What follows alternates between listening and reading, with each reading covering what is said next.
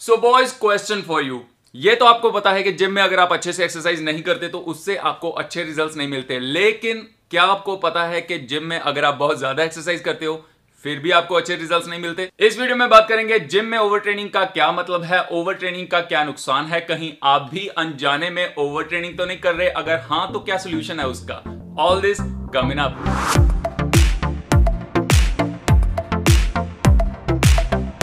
Welcome everybody, this is Alto point. मेरा नाम है नवजोत सिंह। इस चैनल पे आपको वीडियोस मिलती हैं style, fitness and self improvement पे। इफ यू आर इंटरेस्टेड तो चैनल को सब्सक्राइब करो एंड साथ में बेल बटन को जरूर प्रेस करना ताकि नई वीडियोस आप कभी भी मिस ना करो। सो जिम में ओवर ट्रेनिंग के काफी नुकसान है। आपके जॉइंट्स, आपके टेंडेंस के लिए ये हेल्दी नहीं है। आपके मसल साइज पे इसका नेगेटिव असर हो सकता है। आप तेजी से प्लेटो की तरफ बढ़ते हो और कितनी खराब चीज है कि आप जिम में जान मार के एक्सरसाइज कर रहे हो और उनके आपको रिजल्ट ही ना मिले। सो ओवर ट्रेनिंग का शिकार ना काफी सारे लोग हो जाते हैं और ज्यादातर उनको इस चीज का पता भी नहीं होता। तो हमें कैसे पता चले कि जिम में जाके हम सिर्फ उतनी ही एक्सरसाइज करें जितनी हमें चाहिए, जितनी कि हमें मसल इंप्रूवमेंट के लिए, मसल साइज की इंप्रूवमेंट के लिए चाहिए, उससे ज्यादा हम ना करें? क्या कोई ऐसा साइन या फिर सिग्नल है जो हमारी बॉडी हमें देती है कि हम अपनी बॉडी को ओवर ट्रेन कर रहे हैं? The answer is absolutely yes. आपकी बॉडी आपको बता देती है कि आप जिम में जाके ओवर ट्रेन कर रहे हो। जितनी आपको एक्सरसाइज की जरूरत है आप उससे कहीं ज्यादा अपनी बॉडी को पुश कर रहे हो। तो सबसे पहले बात करते हैं कि क्या वो साइंस एंड सिग्नल हैं जो आपकी बॉडी आपको देती है कि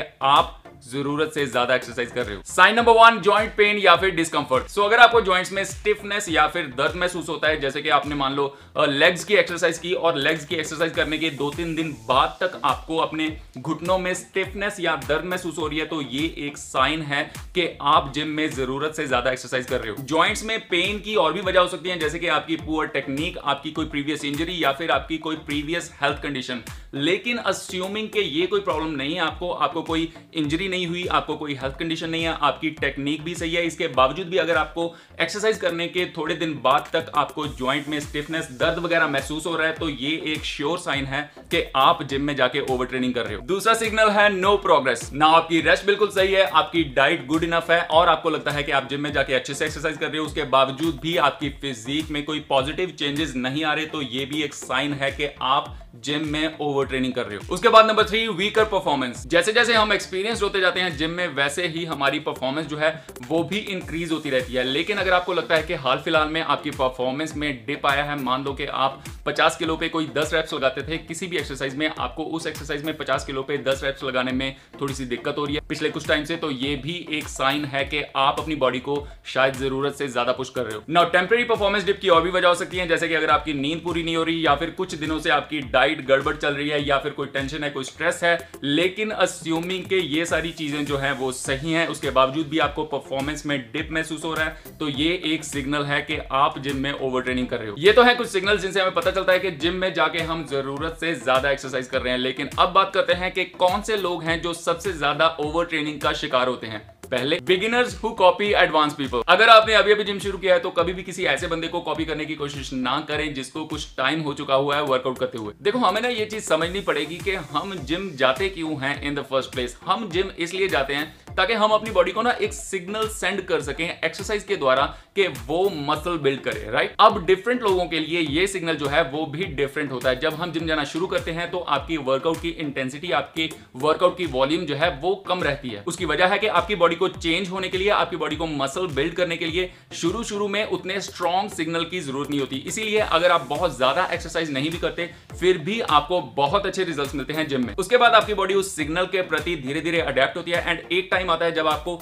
same workout intensity, same workout volume से सेम रिजल्ट्स नहीं मिलते। तब टाइम आता है जब आप उस सिग्नल को चेंज करते हो by increasing your workout volume and intensity. लेकिन शुरू में आपकी बॉडी को रिस्पॉन्ड करने के लिए बहुत ज्यादा एक्सरसाइज की जरूरत नहीं होती। इस टाइम पे अगर आप बहुत ज्यादा एडवांस लोगों को फॉलो करते हो, अगर आप ऐसे वर्कआउट्स फॉलो करते हो जो कि एडवांस लोगों के लिए डिजाइन किए गए हैं, तो एक तो आपको इंजरी के चांसेस बहुत ज्यादा बढ़ जाते हैं, दूसरा आप उस प्लेटो की तरफ बहुत तेजी से बढ़ रहे हो, उस पॉइंट की तरफ जहां पे जाके आपको फर्दर प्रोग्रेस करना बहुत ही मुश्किल लगेगा। I mean ask any guy जिसको ये समझ में नहीं आ रहा कि वो डाइट भी अच्छे से ले रहा है, वो एक्सरसाइज भी अच्छे से कर रहा है, वो रेस्ट भी सही ले रहा है, फिर भी उसकी बॉडी जो है वो प्रोग्रेस नहीं कर रही। तो शुरू में जितना ज्यादा आप एडवांस लोगों को फॉलो करते हो, जितने ज्यादा एडवांस वर्कआउट प्लान्स आप फॉलो करते हो, उतना ही ज्यादा आप अपने आप को पुश करते जाते हो उस पॉइंट की तरफ जहां पे पहुंच के आपको फर्दर इंप्रूव करना बहुत ही मुश्किल लगेगा। दूसरे वो लोग ओवर ट्रेनिंग का शिकार होते हैं जो ऑलरेडी उस प्लेटो को, उस पॉइंट को हिट कर चुके हैं। अब ऑब्वियस बात है कि अगर आप प्रोग्रेस नहीं कर रहे हो तो आप अपनी एक्सरसाइज की इंटेंसिटी वॉल्यूम को बढ़ाने की ही सोचोगे, कम करने का ख्याल तो आपके दिमाग में दूर दूर तक नहीं आएगा। तो इस सिचुएशन में काफी सारे लोग जो है वो ओवर ट्रेनिंग का शिकार हो जाते हैं। आई नो दैट, क्योंकि I have been in that situation. पिछले साल मुझे ऐसा लग रहा था कि नो मैटर कि मेरी रेस्ट कितनी अच्छी है, मेरी डाइट कितनी अच्छी है, मेरी एक्सरसाइज कितनी अच्छी है, लेकिन मुझे अपनी फिजिक में कुछ खास फर्क